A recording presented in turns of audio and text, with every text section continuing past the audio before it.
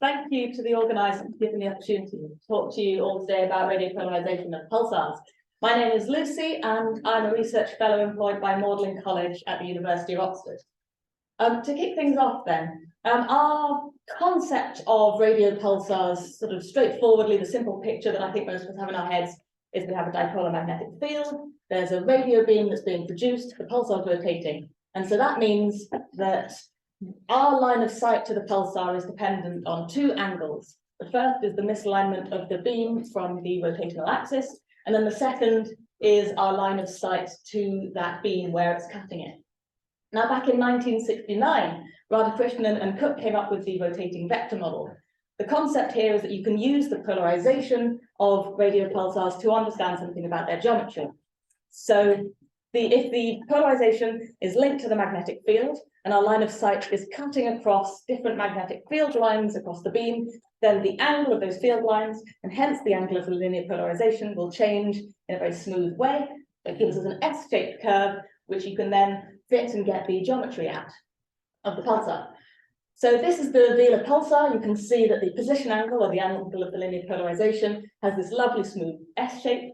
That's the one that Radhakrishnan and Cook used for their work. And then since then, there's been all sorts of really interesting pieces of work done with this kind of modeling. Got a couple of examples up there. So particularly, for example, Davina et al. In 2019, we're looking at a processing pulsar, and by successive fits of the rotating vector model to the polarization over time, you could see how the beam was processing and changing across our line of sight.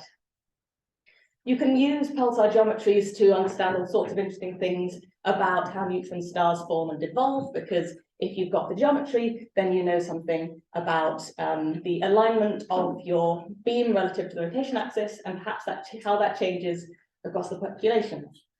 But there's an issue with all of this, which is that not all pulsars look like the Vela pulsar. So for the example of this one, you can see immediately it's got a much more complicated profile. The polarization, which in red is the linear and in blue is the circular, is varying a lot more. There's a lot of circular polarization. And also that the position angle on the right-hand side here is looking very complicated and wiggly. It's clearly not a nice S-shaped curve. Now, of course, the picture I've described doesn't cover everything that's been accounted for in theory and observations. So something that's been known for a very long time is the presence of these orthogonal jumps in position angles. The concept here from an orthogonal is this idea of there being two orthogonally polarized modes of emission in the pulsar magnetosphere. So you can picture simplistically, if you have vertically polarized emission purely, so a single mode of that, then your observation of the polarization will vary smoothly along an S-shaped curve.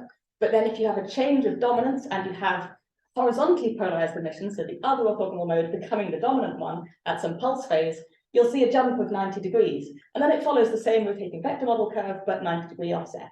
And then perhaps you have a 90-degree jump back again, and so on. And these have been observed for a long time in pulsars. There's some really nice clear examples of it. But then back to that case that I was showing you before, it's not just a nice smooth S shape with 90-degree jumps here. Some other things are clearly going on. So what to do? I went and had a look at 271 pulsars observed with the ultra-wideband receiver on Marianne Parkes radio telescope. The nice thing about the ultra-wideband receiver is that you've got this beautiful broad bandwidth to be able to look at pulsar polarization at different frequencies from 700 to 4,000 megahertz. The project of these observations has been going on for over a decade, but since 2020, we've been observing with the ultra-wideband receiver, and these are observations of these pulsars every single month over years. So thank you to all my collaborators who I've listed at the bottom of the screen, who did quite a lot of the observing for this. It's a mammoth effort. Now, the details of the kind of analysis for this that I did and the results are given in my paper published earlier this year.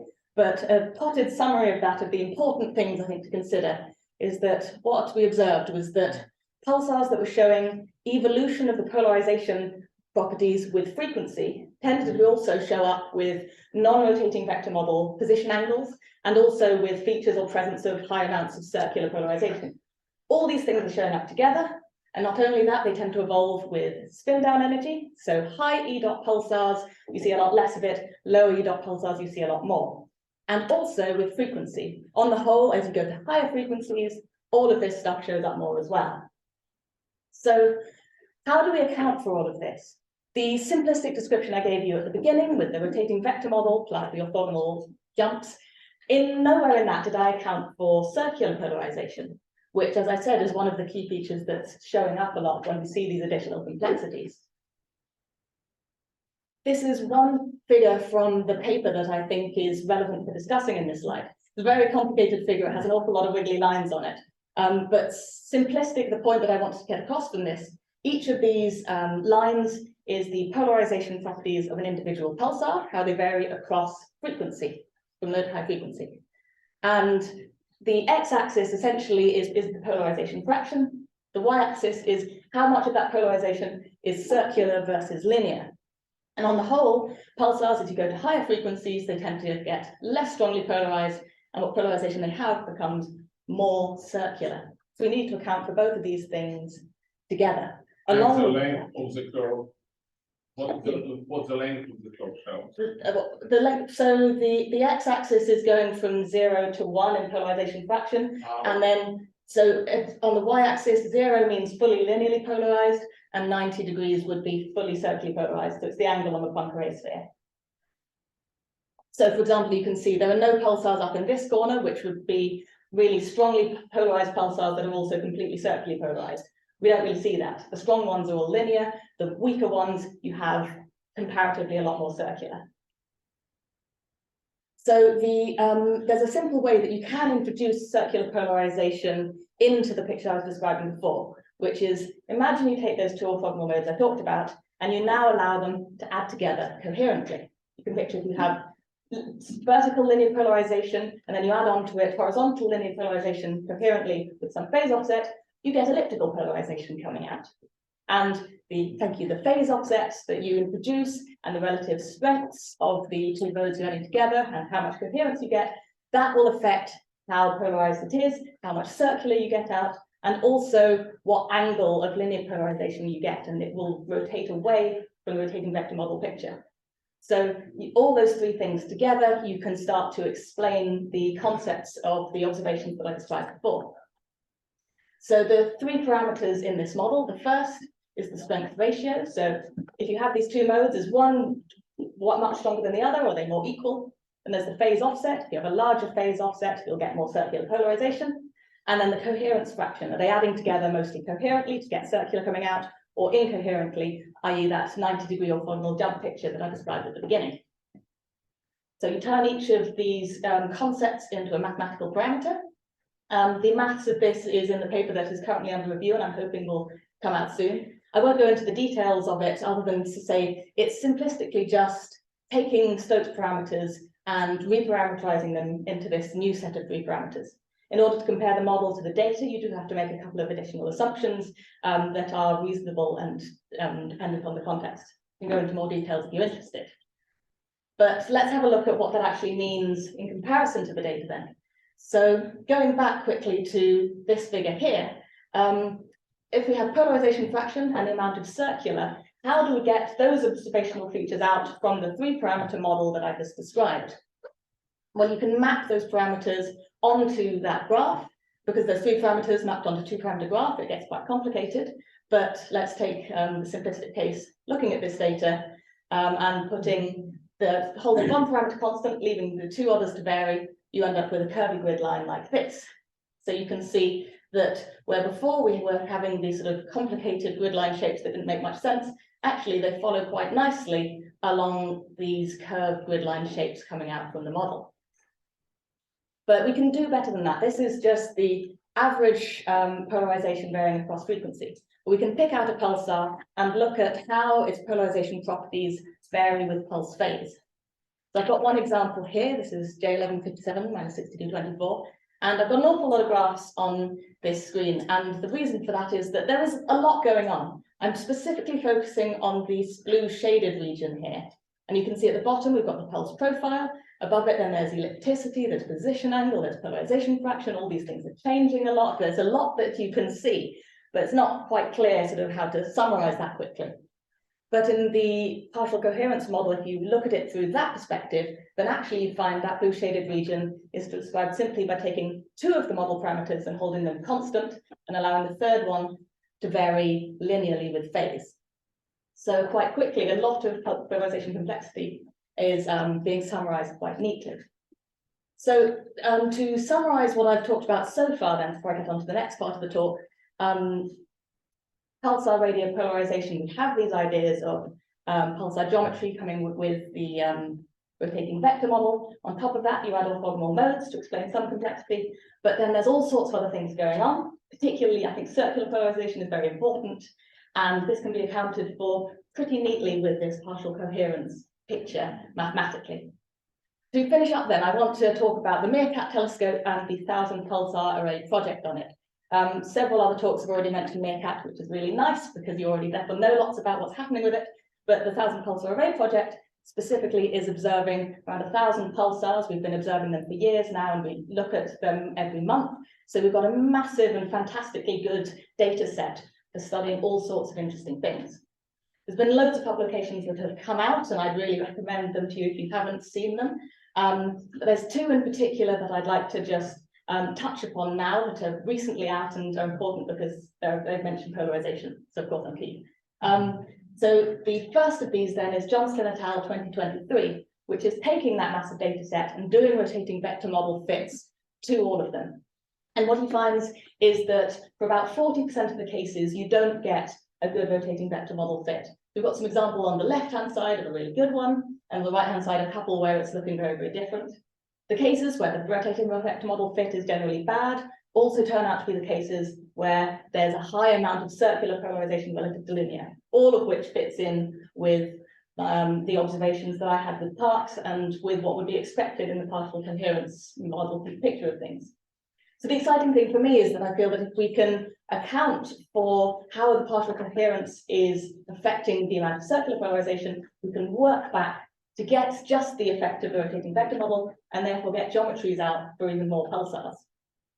And then the second paper I'd like to mention is the census paper for the 1,000 pulsar array, which was led by Bettina Posselt, who's in the audience. This is just, I picked out one plot as an example over here. This is linear polarization fraction versus spin down energy. And you can see that when you have so many data points, then you can get all sorts of really interesting features and complexities that are starting to pop out of the data. So if you're interested, go and take a look at that paper. There's loads of things going on. And the final thing that I'd like to mention, of course, is when you have so many pulsars like this, then you've got a large number of rotation measures, about 254 new ones measured in the census paper, and similarly dispersion measures. So you've got a very large data set for which you can start probing new things about the interstellar medium.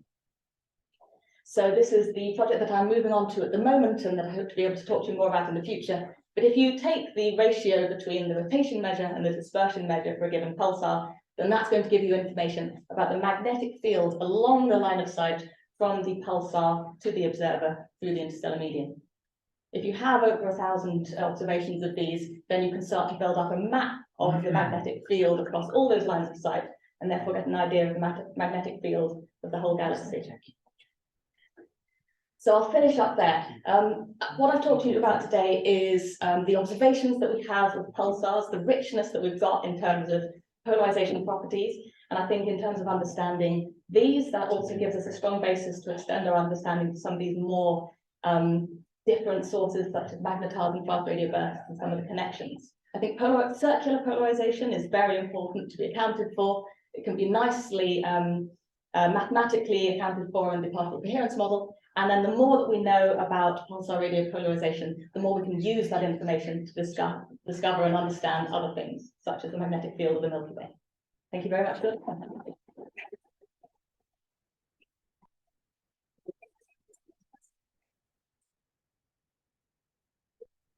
Really interesting talk. I was just curious of those 271 pulsars you mentioned, which you observed with Parkes.